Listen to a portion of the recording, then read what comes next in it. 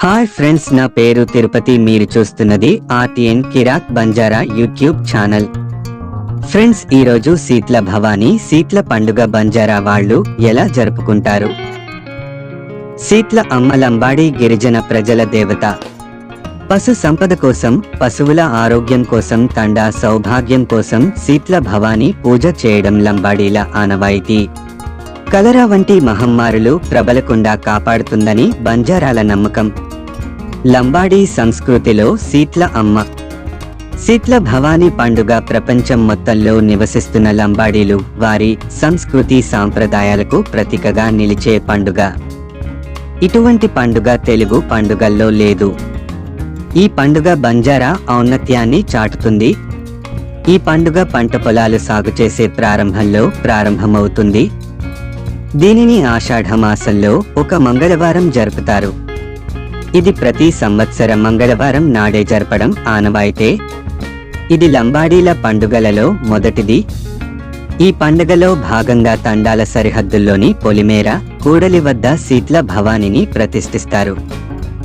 పురుషులంతా డప్పు వాయిద్యాలు వాయిస్తూ కోళ్లు, మేకలతో, మహిళలు, యువతులు బోనాలు ఎత్తుకుని నృత్యాలు చేసుకుంటూ అమ్మవారిని ప్రతిష్ఠించిన ప్రదేశానికి వెళ్తారు.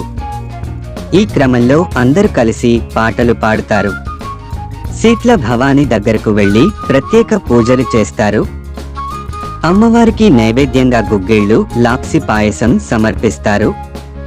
కోళ్లు, మేకలను బలి ఇచ్చి వాటిపైనుంచి పశువులను దాటిస్తారు. అలా చేయడం వల్ల పిల్లలు ఆరోగ్యంగా ఉండాలని, పాడి పంటలు బాగా పండుతాయని బంజారా నమ్మకం. దేవతను పూజించే క్రమంలో పెద్ద మనిషిని పూజారిగా ఉంచి అతని చేతుల మీదుగా కార్యక్రమం నిర్వహిస్తారు. ఎక్కువ పశు సంపద వృద్ధి చెందాలని, తండా ప్రజలందరినీ దేవత సల్లగా ఉండేలా దీవించాలని, పశువులకు ఎటువంటి రోగాలు రాకూడదని, ఎలాంటి దుష్ట శక్తులు రాకుండా ఉండాలని తండావాసులు వారి పశువులను ఒకే చోట చేర్చి అందరూ కలిసి భవానీ దేవతను పూజిస్తారు. తండాలో ఉన్న పశువులు, గొర్రెలు, మేకలు, కోళ్లు పశు సంపద పెరగాలని, దూడలకు పాలు సరిపోను ఉండాలని, గడ్డి బాగా దొరకాలని, క్రూర మృగాల బారిన పడకుండా ఉండాలని, అటవీ సంపద తరగకూడదని మొక్కులు తీర్చుకుంటారు. వీడియో నచ్చితే లైక్, షేర్, సబ్స్క్రైబ్ చేసుకోండి. మరిన్ని వీడియోస్ మీకు నోటిఫికేషన్ గా వస్తాయి.